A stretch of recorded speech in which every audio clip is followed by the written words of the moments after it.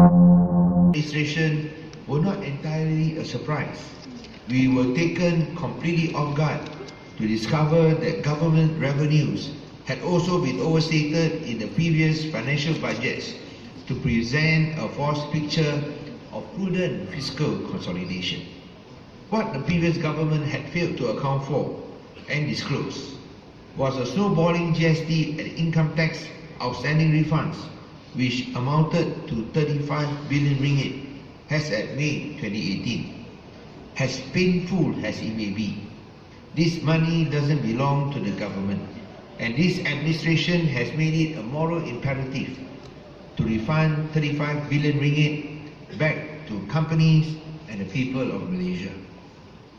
The silver lining, however, is that this enormous refund exercise will certainly act as a major stimulus to our private consumption and investment. However, in this context, to quote our Prime Minister, the budget is of sacrifice. Everyone will have to sacrifice, and we have to accept that we must sacrifice.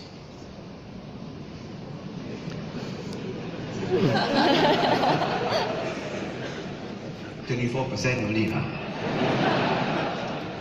The fiscal targets set by the previous administration are hence unrealistic in the short term, and it will be foolish for this government to maintain these targets. Over the medium term, however, we will remain strictly on the path of fiscal consolidation as we reform our institutions and processes, increase our revenues, optimize our expenditures, as well as rationalize our debts. Our new government is determined to clean up our accounts and make the public sector more transparent in its finances. For a start, we are committed to a shift from cash-based to accrual-based accounting standards by 2021. This move will involve a transition period of 5 to 7 years, will inculcate the necessary fiscal discipline in the current and the future governments, ensuring that the excesses of the past will not repeat themselves. As part of our fiscal reforms to strengthen the government's fiscal position more systematically, we have established the Public Finance Committee, chaired by myself, the Minister of Economic Affairs, and the Governor of Bank Negara, as members of the Public Finance Committee, which will strike a balance between the government's commitments to fiscal consolidation and the government's needs to meet continuous productive spending and investments. However, while it is imperative for the government to be prudent with our expenditure, we are equally cognizant that we must not fall into the austerity trap. What we want is merely to get a bigger bang for the buck, to make sure that every taxpayer's ringgit will generate the equivalent value and maximum multiplier effect. Hence, for clear-cut white elephant projects such as the multi-product pipeline and the Trans-Sabah pipeline projects expected to cost more than 10 billion ringgit has been cancelled. This is despite the fact that we have paid approximately 8.5 billion ringgit of the fees, even though less than 15% of the works have been completed on the total project. Surya Strategic Energy Resources, the project owner, which is wholly owned by the Ministry of Finance, is now in the process to negotiate with the main contractor, China Petroleum and Pipeline Bureau, CPPB, to determine the compensation quantum and amount to be refunded to us. There are also many mega infrastructures which we recognize as crucial towards productivity and economic growth. They will include the railways, public transport projects such as LRT3 and MRT2. For these projects, we have every intention of continuing, but we are committed to ensure that there are no unnecessary and excessive scope, while also ensuring that the cost is reasonable. Hence, for LRT3, we have successfully renegotiated with the main contractor and Syarikat Prasarana to reduce the overall cost of the project from 31.6 billion ringgit to 16.6 billion ringgit, a savings of 15 billion ringgit of 47%.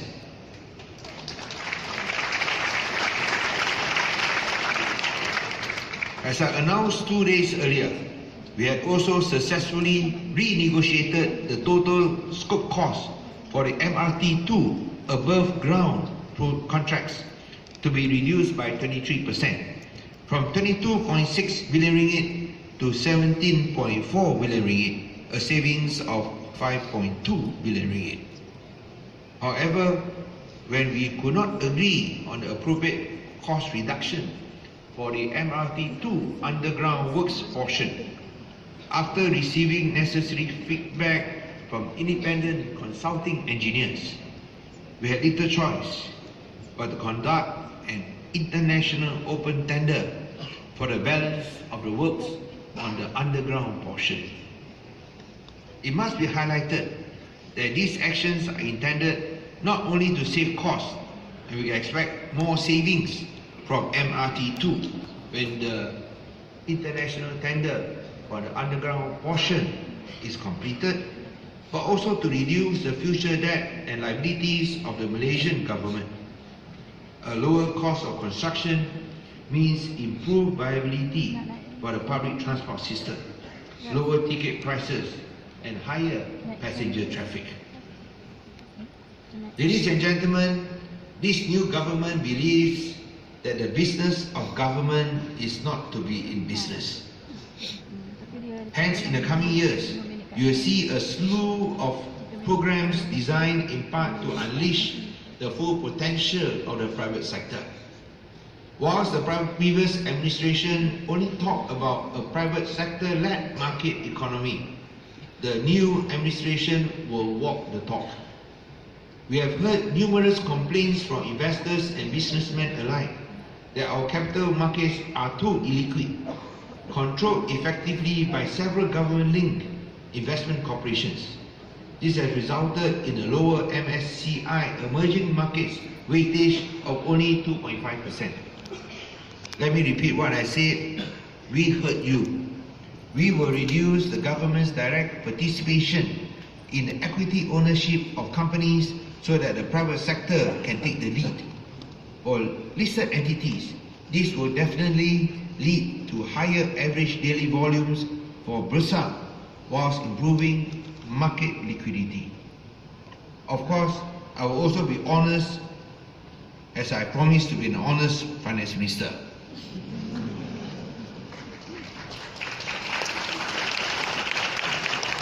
We hope to kill two birds with one stone, unleashing the power of the private sector and reduce the crowding out effect caused by government investment. In addition, we will also be able to gradually realize the value of government-owned assets and utilize these proceeds to pay down our debt obligations. At the same time, our government will play our role as the single largest buyer in the country to promote efficiency and competitiveness of the private sector. As an example, previously an overwhelming majority of public-private partnership projects were discovered to be directly negotiated. Contractors carry out government projects such as building affordable homes, schools, police stations, fire stations, and army camps in exchange for government land instead of being paid in cash. But unfortunately, they were negotiated directly. So we do not know what is the real cost of the public projects or the real value of the government land sold in exchange.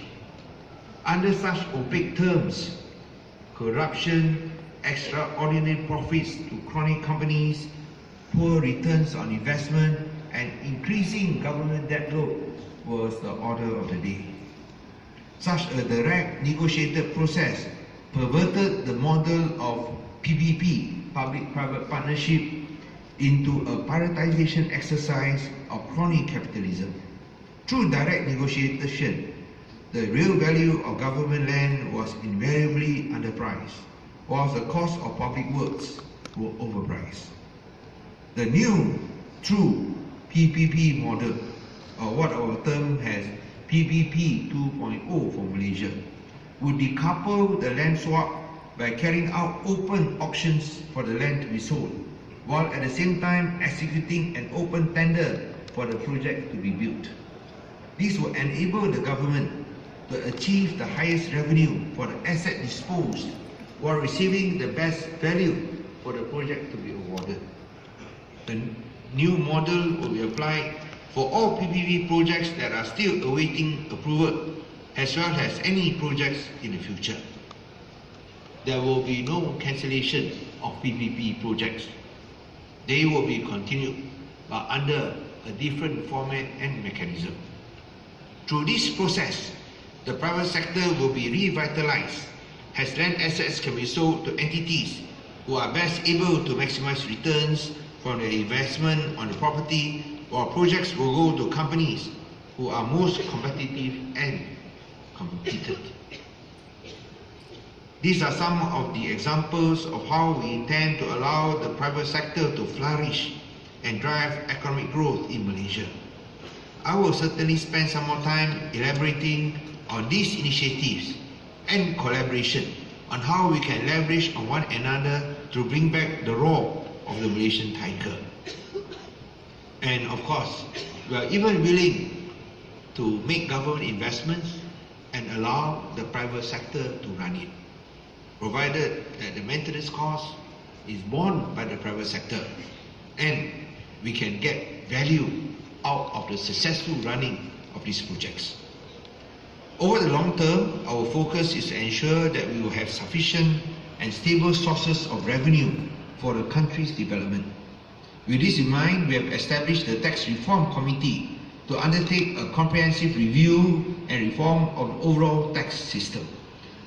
The Tax Reform Committee has been given the mandate to minimize the tax gap, diversify the tax revenue, and make the tax system more efficient, neutral, and progressive.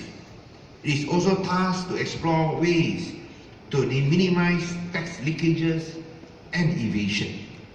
The same committee will review all tax incentives given out previously to ensure that these measures are still relevant in supporting high-quality economic growth. And of course, our Prime Minister revealed some additional tax measures, which will be announced in my upcoming budget speech on November the 2nd.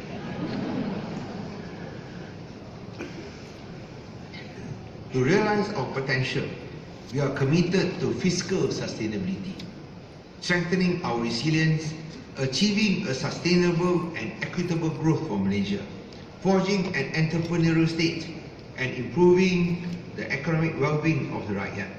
These are our main obstacles towards reclaiming our position as an Asian tiger.